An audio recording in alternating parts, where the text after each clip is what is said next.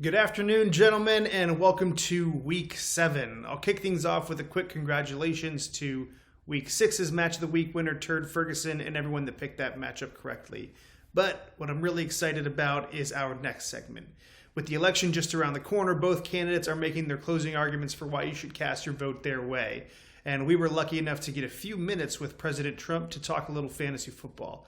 As you can imagine, he's got a very busy schedule, so we had to bail a little early from an interview with 60 Minutes to get in front of a computer for this. So let's go ahead and take a look at our chat with Donald Trump.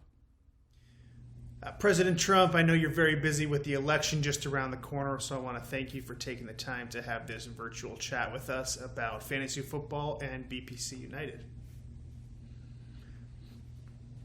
So BPC United is celebrating its 9th season, and boy, does it seem like things are getting more exciting every year. We hear you like to keep up with the league. Tell us what you think about BPC United. It is vicious. It's full of lies, deceit, and deception. So we know you're a big football fan, but you're a busy guy. Do you ever find the time to just sit down with your son and watch some of the matches going on in BPC United? I told my son, he was watching, he said, "Daddy, look." I said, "Don't watch. It's disgusting." Last year's champion, Sporting Chubb, is off to a pretty rough start. Some people are saying that last year's championship was nothing but a fluke. What do you think about those reports? It's a whole hoax. And you know who's playing into the hoax? People like you and the fake news media. Oh, so do you think Sporting Chubb can put together a few more wins to make himself competitive and get a little bit of that magic back that he had last season? All right. Well, when he won, I wished him well. Now, I don't care about him. Sorry. I can't get that Machine Gun Kelly song out of my head. You know, he used to be a rapper, and now he's a singer. So versatile. Do you like that MGK song? He's got a very weak voice. Very weak voice. So as you may know, we've got a couple teams still sitting at 1-5, and that's TBD, DBT, and Cider House Fails. It just so happens that these two teams will be meeting this week. I'd love to get your thoughts on what you think might happen. How are you feeling about Cider House Fails in Week 7? Once a joke artist, always a joke artist. And he choked. And what about TBD, DBT? Here's another one who's going, One of the things that keeps BPC United so interesting are the trade talks and negotiations, with most of them initiated by the league's one of the league's most active members, MCAS. You've talked a lot about your ability to always close the deal. What do you think about MCAS? Not a negotiator. I watched him melt down, and I'll tell you, it was one of the saddest things I've ever seen. Well, I wouldn't be so hard on MCAS. He took a share of abuse at the draft when you take into account the 5 or 6 draft shots he had and the computer snafu that caused him to miss out on drafting Cooper Kupp. What a baby. What a beautiful baby. Mr. Trump, one of the league's hottest teams right now is Orchids of Asia. After losing in Week 1, they're on a 5-game winning streak heading into Week 7. They're favored to make it 6 in a row. Do you think Orchids of Asia is the real deal this year? He put glasses on so people will think he's smart. And it just doesn't work. You know, people can see through the glasses. In an opposite story, we have Lucas John, a team that won 2 of their first 3 but are now struggling with 3 straight losses. Any thoughts on that? I mean, I think he was number 1 in his class at Yale. He was number 1 in his law school at Yale. And then what he's gone through over the last 3 weeks is incredible. And speaking of losing streaks, Judy Judge and your girlie made it 4 losses in a row, starting with that heartbreaker in Week 3. What do you think about Judy Judge and your girlie and the possibility of them picking up the pieces?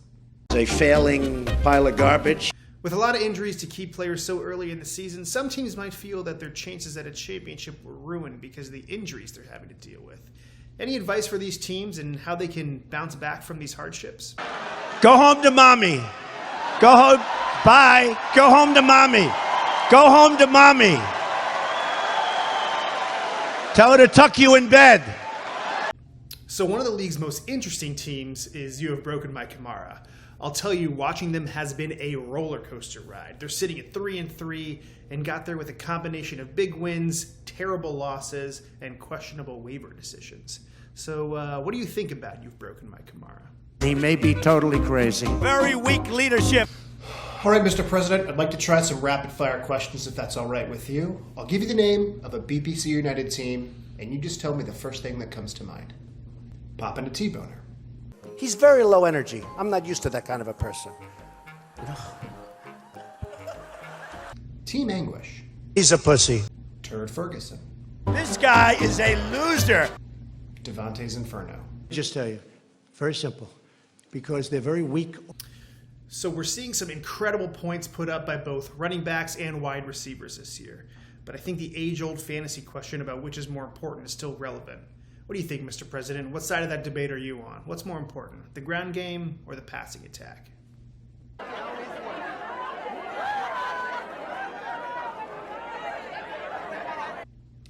As you know, Mr. President, BPC United's commissioner won a very close re-election campaign earlier this year. As you're going through your own re-election campaign, I'm wondering if you'd give us your thoughts on BPC United's commissioner. We'll get that son of a bitch out. Get that son of a bitch off the field right now. Out. He's fired. He's fired! All right, President Trump, we have just a few more questions for you. It's enough. Thank you. Thank you very much.